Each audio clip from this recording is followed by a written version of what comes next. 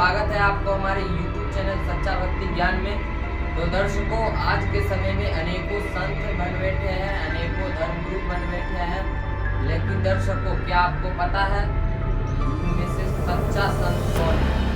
यह सवाल आपके भी मन में उठ रहा होगा। सच्चा गुरु कौन है?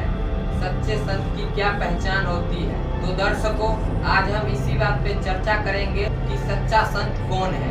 वीडियो शुरू करने से पहले इस वीडियो को लाइक कर दीजिए और चैनल को भी सब्सक्राइब कर दीजिए और बेल आइकन को दबा दीजिए ताकि आने वाले हर नोटिफिकेशन आप तक पहुंचे सबसे पहले। सच्चा संत कौन?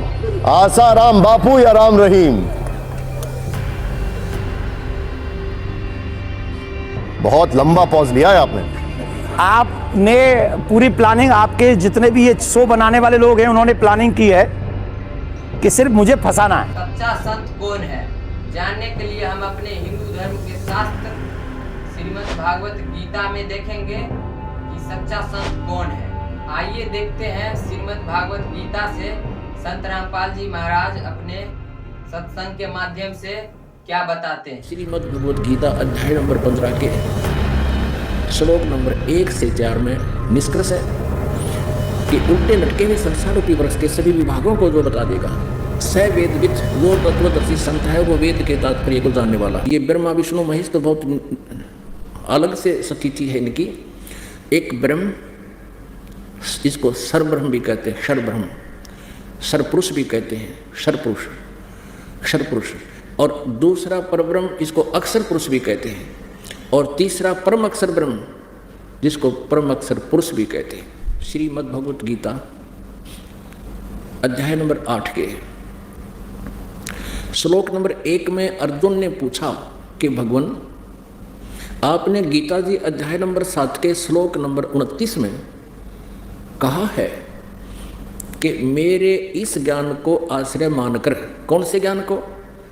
जो चौथे अध्याय के 32वें श्लोक में कहा है कि उस सच्चिदानंद घन ब्रह्म की वाणी में, ब्रह्मणे मुखी, उस सच्चिदानंद घन ब्रह्म की वाणी में ये आध्यात्मिक अनुष्ठानों की, यज्ञों की जानकारी विस्तार से कही गई है। वो तत्व ज्ञान है जो परमेश्वर ने स्वयं आकर बताया है। और उस ज्ञान को चौथे अध्याय के 34वें श्लोक में कहा कि उस ज्ञान को तो तत्वदर्शी संतों के पास जाकर समझ। फिर तत्वदर्शी संत की पहचान बताई है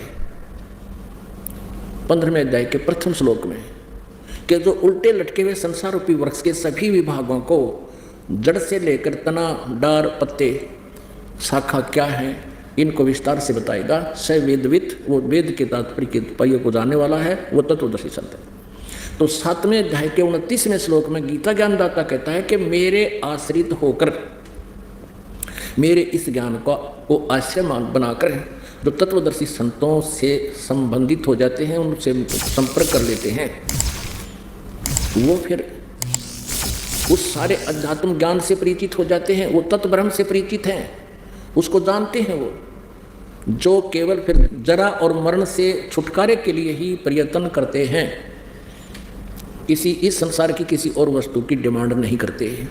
अब गीता ज्ञानदाता कहता है 29वें श्लोक में कि मेरे इस ज्ञान को आश्रय बनाकर तत्वदर्शी संतों को जो खोज लेते हैं, वे जो जरा और मरण से छूटने के लिए, जरा माने बुढ़ापा, मरण माने मृत्यु, जरा और मरण ये दो ही सबसे खतरनाक इस जीव, मनुष्य के जीवन के अंदर ये दो स्थिति है, स्टेज है। एक तो बुढ़ापा सबसे खतरनाक है और मरना कोई चाहता नहीं, या मृत्यु जबरदस्ती होगी। तो कहते जरा और मरण मोक्षाय माम आश्रित यत्न कीजिए, मेरे इस ज्ञान को आश्रय बनाकर जो जरा और मरण से छूटने के लिए प्रयत्न करते हैं, ते ब्रह्म तत्विदु, वो तत्व ब्रह्म से को जानते हैं और अखिल यानी सारे अध्यात्म को जानते हैं और कृष्णम और सारे इस कर्मों से परिचित हैं। कहने का भाव ये है, गीता ज्ञानदाता कहता है जो केवल जरा और मरण से छूटने का प्रयत्न करते हैं, वे उस तत्व ब्रह्म को जानते हैं, सारे अध्यात्म ज्ञान से परिचित हैं और सब कर्मों से परिचित हैं। तो गीता ज्ञानदाता ने 8वें अध्याय के प्रथम श्लोक में पूछा कि किम तत्ब्रह्म, वो तत्ब्रह्म क्या है जिसको जानकर फिर जरा और मन से छूटने के लिए प्रयत्न करते हैं। गीता ज्ञानदाता ने 8वें अध्याय के और फिर तीसरे श्लोक में कहा है गीता जी में कि वो परम अक्षर ब्रह्म है, वो गीता ज्ञान दाता से अन्य है।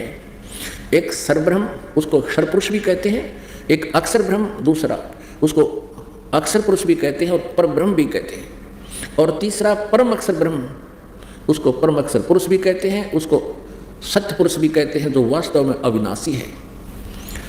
अब तो परमेश्वर कबीर जी ने 600 वर्ष पहले अपनी सच्चिदानंद घन ब्रह्म की वाणी में सूक्ष्म वेद में बताया, अक्षर पुरुष एक पेड़ है, निरंजन वा की डार, तीनों देवा शाखा है, ये पात रूप संसार। ये देखिएगा, ये एक संसार रूपी उल्टा लटका हुआ वृक्ष जानो, जिसके ऊपर को जड़ है और नीचे को तीनों गुण रूपी शाखा है, रजगुण ब्रह्मा सतगुण विष्णु तमगुण शिव जी। ये संसार रूपी वृक्ष समझो। अब जो जमीन से बाहर दिखाई देता है उसको वृक्ष बोलते हैं। अब यहाँ परमात्मा कबीर जी ने कहा था अक्षर पुरुष एक पेड़ है, ये अक्षर पुरुष, इसको अक्षर पुरुष कहो, परब्रह्म कहो, अक्षर ब्रह्म कहो। ये तो तना तो समझो अक्षर ब्रह्म, अक्षर पुरुष है, और सरपुरुष या सरब्रह्म कहो, ये सरब्रह्म कहो या सरपुरुष कहो, ये काल है, ज्योति निरंजन है, ब्रह्म है, गीता ज्ञान दाता है, और इसके 3 पुत्र हैं, 3 शाखाएं हैं, रजगुण ब्रह्मा सतगुण विष्णु तमगुण शिव जी, और ये गुप्त है जो परमात्मा, ये परम अक्षर ब्रह्म है। ये परम अक्षर ब्रह्म है जिससे सबका धारण पोषण होता है, ये परम अक्षर ब्रह्म है, इसको पूर्ण ब्रह्म परमेश्वर भी कहते हैं। ये मूल है पूरे संसार रूपी वृक्ष की। तो अक्षर पुरुष एक पेड़ है, परमेश्वर कबीर जी ने बताया था अक्षर पुरुष एक पेड़ है, निरंजन वा की डार, और तीनों देवा शाखा है, पात रूप संसार। अब ये पूरा एक संसार रूपी वृक्ष है, और गीता अध्याय नंबर 15 के श्लोक नंबर 1 में कहा है कि जो इन उल्टा लटके संसार रूपी वृक्ष के सभी पत्तों से लेकर, जड़ से लेकर पत्तों तक बता देगा, वो तत्वदर्शी संत, ये पहचान बता दी। श्रीमद् भगवद गीता अध्याय नंबर 15 के श्लोक नंबर 1 से 4 का निष्कर्ष है कि जब तत्वदर्शी संत मिल जाए और वो ऐसे बताएगा, ये उसकी पहचान है। उसके पश्चात परमेश्वर के उस परम पद की खोज करनी चाहिए, जहाँ जाने के बाद फिर लौटकर कभी संसार में साधक नहीं आते, उनका पूर्ण मोक्ष हो जाता है।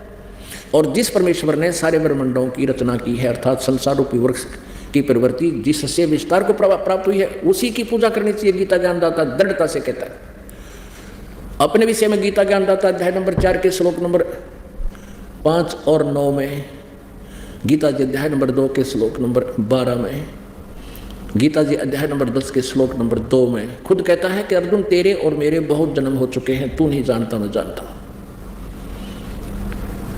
और ये ना समझ कि ये सभी सैनिक पहले नहीं थे, तू नहीं था या मैं नहीं था, अर्थात हम, तू, मैं और ये सब पहले भी जन्मे थे, आगे भी जन्मते रहेंगे। इससे सिद्ध है कि गीता ज्ञान दाता स्वयं ही नाशवान है, सरपुरुष है, तो इसके साधक भी नाशवान है। तो ये इसलिए कह रहा है कि तू सर्वभाव से उस परमेश्वर की शरण में जा। गीता जी अध्याय नंबर 18 के श्लोक नंबर 62 में। और सनातन परम धाम को शाश्वतम स्थानम, उस कभी न नाश होने वाले उस स्थान सतलोक को, अविनाशी लोक को प्राप्त हो जाएगा। और वो परमेश्वर गीता ज्ञानदाता से अन्य हो। तो इससे सिद्ध हो गया कि संत रामपाल जी महाराज ही पूर्ण संत है, सच्चा संत है, जिसकी शरण में जाके अपना कल्याण कराइए और मोक्ष कराइए। क्योंकि संत रामपाल जी महाराज ही एकमात्र ऐसे संत है जो गीता जी में बताए गए निर्देश के अनुसार बता दिए। तो दर्शकों, वीडियो पसंद आया हो तो लाइक कर दीजिए और चैनल को सब्सक्राइब कर दीजिए और बेल आइकन को दबाना ना भूलिए, ताकि आने वाले हर नोटिफिकेशन आप तक पहुंचे सबसे पहले। मिलते हैं किसी और नेक्स्ट वीडियो के साथ, तब तक के लिए नमस्कार।